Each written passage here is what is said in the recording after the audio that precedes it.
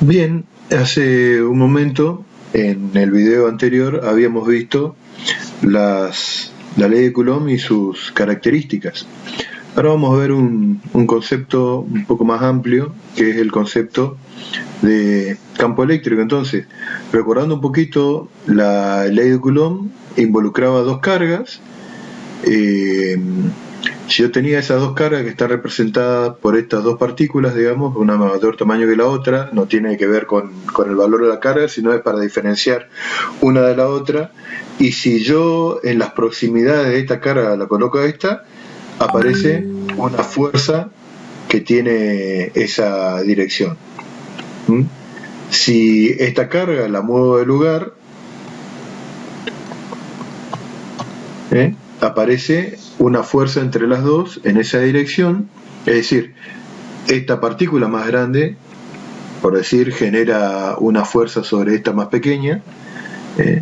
Si la coloco en otro lugar, me genera una fuerza eléctrica en esa dirección. Entonces, lo que podríamos decir es que esa carga genera en su entorno, en el espacio en su entorno, algo con propiedades que son medibles. En este caso, esas propiedades son la fuerza eléctrica sobre una carga más pequeña. Ya van a ver por qué decimos carga más pequeña. Y ustedes vieron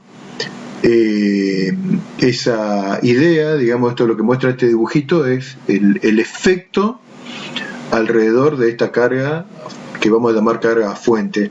Ustedes vieron la idea de ese concepto de campo cuando vieron el campo gravitatorio terrestre. Eso yo les había mencionado en una clase pasada, y cómo medían la existencia del campo del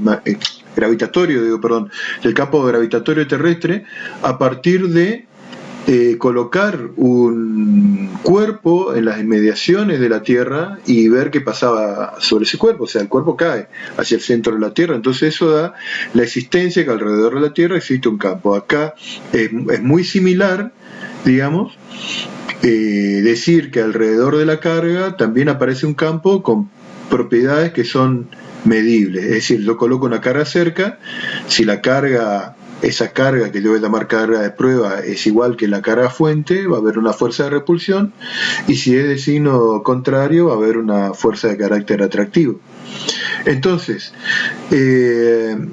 las cargas eléctricas no precisan de ningún medio material para ejercer su influencia sobre otras, de ahí que las fuerzas eléctricas sean consideradas fuerzas de acción a distancia, que son las fuerzas de campo. Volviendo otra vez a la idea del campo gravitatorio, también genera fuerzas de acción a distancia. Cuando en la naturaleza se da una situación de este tipo, se recurre a la idea de campo para facilitar la descripción en términos físicos de la influencia que uno o más cuerpos ejercen sobre el espacio que los rodea. La noción física de campo se corresponde con la de un espacio dotado de propiedades medibles con valor definido en cada punto del espacio, como habíamos visto al principio de este video.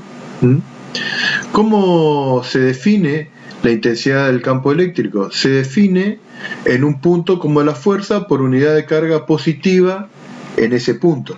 Entonces, vamos a distinguir en este esquema la carga Q minúscula, que es la fuente, y la carga Q sub 0, que es la carga de prueba. Cuando hablamos de la fuerza por unidad de carga positiva en ese punto, estamos hablando en relación a esta, es decir, esta fuerza dividido el valor de esa carga de prueba me da el valor del campo producido por la carga Q minúscula. Entonces el campo es igual a fuerza sobre el valor de la carga de prueba, que es la que se coloca en las inmediaciones de la carga cuyo campo yo quiero definir, y fíjense que si a esta expresión yo la divido por Q0, tengo la expresión del campo, de manera que yo puedo conocer la fuerza sobre una partícula cualquiera multiplicando el campo por el valor de la carga. Siempre esa carga de prueba se toma en su valor lo más pequeña posible para no generar ningún tipo de redistribución sobre la carga fuente. ¿Cuáles son las unidades del campo eléctrico? Las unidades del campo eléctrico es Newton sobre Coulomb. Siempre, no importa el tipo de distribución que yo tenga, siempre las unidades de campo eléctrico son Newton sobre Coulombio. Es una cantidad que también es un vector. ¿Cuáles son las características del campo eléctrico? Es un vector orientado a lo largo de la recta que une la carga fuente Q. Acuérdense del dibujito que habíamos visto en un par de slides más atrás, con el punto P donde se mide el campo. Su sentido depende del signo de la carga fuente que origina el campo. Si es positiva, el sentido es alejándose de Q; si es negativa, el sentido es de P hacia Q. Voy a volver unos slides atrás, acá, en este. Entonces, esta carga de prueba, como les había dicho hoy, siempre se define como positiva. Entonces, si esta carga es positiva, el campo eléctrico es saliente, es desde la carga fuente hacia el punto donde yo estoy calculando el campo. Esa es la dirección y el sentido. Imagínense ahora, si esta carga fuente es negativa, de acuerdo a lo que nos dice la ley de Coulomb, la fuerza eléctrica va a estar apuntando hacia la carga negativa, y esa también va a ser la dirección del campo. Acuérdense, yo siempre, para saber para dónde va el campo eléctrico en un punto, yo siempre coloco una carga de prueba positiva. Esa carga de prueba es como una especie de sonda, es como una especie de instrumento de medida que me va a decir para dónde va el campo eléctrico en ese punto. La dirección y sentido del campo coinciden con lo de la fuerza que actuaría sobre una carga de prueba positiva colocada en ese punto, que era lo que yo le estaba mencionando hace un momento. El campo depende de la posición, o sea, a medida que yo me acerco hacia la carga, el campo es más intenso; a medida que me alejo de la carga fuente, el cargo es más débil. Es decir, es una propiedad local. También cumple el principio de superposición.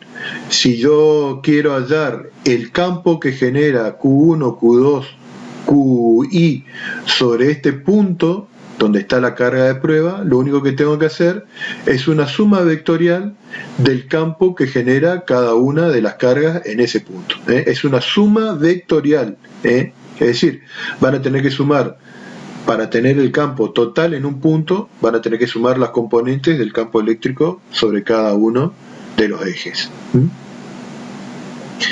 Entonces, si yo tengo en el espacio, las expresiones van a ser muy parecidas a las que habíamos visto de la ley de Coulomb, sino que en vez de tener el Q0 que tenía la ley de Coulomb, o el Q, directamente va el efecto de cada una de las cargas. Y el resto es exactamente lo mismo. Por eso que no vamos a hacer la deducción. Entonces, para generalizar, en vez de llamar x0, y0 y z0, vamos a llamar x y z a la coordenada de un punto cualquiera del espacio alrededor del conjunto de cargas, y fíjense que estas son las expresiones de las componentes del campo total en ese punto de coordenadas x y z. Siempre en esta diferencia que ustedes tienen acá, va siempre el lugar donde va ubicada, donde está el punto donde yo quiero calcular el campo, menos la coordenada de la carga que origina el campo, o las cargas que originan el campo, porque esto, fíjense acá que es una sumatoria extendida a todas las cargas que generan el campo eléctrico. Bien, eso que estábamos viendo, como yo les había dicho en el video anterior, constituye el campo generado por una distribución discreta de carga. Acuérdense que una distribución discreta es una distribución en la cual la distancia de separación entre las cargas es mayor que el tamaño de la carga. Acuérdense que acá estamos hablando de cargas puntuales. Cuando tenemos que el espacio es del orden del tamaño de las cargas, por decir así, es decir, cuando están una muy junta a la otra, lo que tenemos es una distribución continua de carga. Esto que se ve aquí, digamos, es un cuerpo con una carga Q mayúscula, que está, por decir así, formado por un número infinito, si ustedes quieren, de cargas muy pequeñitas, diferencial de Q, una pegada con la otra. Entonces, ¿qué es lo que, cómo procedo en estos casos? Yo lo que hago es ver el campo que genera este elemento de carga diferencial de Q. Elemento de carga se llama a algo que es infinitesimal en su contribución, digamos, genera un campo en este punto P que no está dibujado, pero que si esto es positivo va a generar un campo saliente en este punto, de diferencial de Q a P, y todos los elementos que estén alrededor de este diferencial de Q van a generar su respectivo diferencial de campo en el mismo punto P. Entonces ese diferencial de campo va a ser igual a K por diferencial de Q sobre R cuadrado por el versor R, que es el que me da la dirección desde el elemento de carga diferencial de Q al punto P. Lo que yo voy a tener que hacer en algún momento, digamos, es para hallar el campo total que genera esta distribución en este punto, sumar cada una de las contribuciones parciales del campo de cada diferencial de Q en este punto P y sumar como un vector. Esa suma, digamos, es equivalente a hacer una integración para dar el campo total en el punto P. Dependiendo de cómo sea esa distribución, nosotros vamos a tener básicamente tres tipos. Vamos a tener una distribución lineal de carga, en la cual la carga está distribuida a lo largo de una línea, y hay una dimensión que se llama, una magnitud que se llama densidad lineal de carga, que es la cantidad de carga por unidad de longitud, la carga total sobre la longitud sobre la que está distribuida. Esto se puede definir si esa densidad es constante, y si no es constante, defino como diferencial de Q sobre diferencial de longitud. Acá quiero hacer una aclaración. El hecho de que sea lineal no quiere decir que siempre sea una recta. Un anillo, por ejemplo, sería una distribución lineal de carga, pero está distribuida a lo largo de una curva. Tiene una sola dimensión, si ustedes quieren. Después, la expresión del campo para este tipo de configuración va a ser K por la integral de lambda diferencial de L sobre R cuadrado, donde R, recuerden que es la distancia de cada uno de los elementos de longitud diferencial de L al punto donde yo quiero calcular el campo. Después tenemos la distribución superficial de carga, que es la cantidad de carga por unidad de superficie. Esto también puede ser constante, o si no es constante, es el diferencial de carga sobre el diferencial de superficie. Podría ser un disco que esté más densamente cargado sobre su centro que sobre su periferia, o al revés, que esté más cargado sobre la periferia que sobre su centro. Entonces va a depender esta densidad superficial de carga de la coordenada, por ejemplo. En este caso, similar al anterior, el campo se obtiene como una integral de la contribución de cada elemento de carga superficial, digamos, a la generación del campo, y después voy a tener la distribución volumétrica de carga, que si es constante va a ser la carga total dividido el volumen donde está distribuida esa carga, y si no es constante va a ser directamente diferencial de carga sobre diferencial de volumen. Es importante también saber cuáles son las dimensiones de cada una de estas magnitudes. Esto sería coulombio por metro, este sería coulombio por metro cuadrado y este sería coulombio por metro cúbico. Wow, por metro cúbico. Es parecido a la densidad de los cuerpos, digo, ¿no? En el caso de la densidad de los cuerpos es masa sobre volumen, en el caso de la volumétrica, y en este caso que estamos viendo acá es carga sobre volumen. Esas integrales es importante también recordar que se extienden a la zona del espacio ocupada por la distribución de carga. Fuera de esa zona no hay carga que genere algún tipo de influencia en la generación del campo eléctrico. Bien, esto es lo que vamos a ver a continuación en otro video.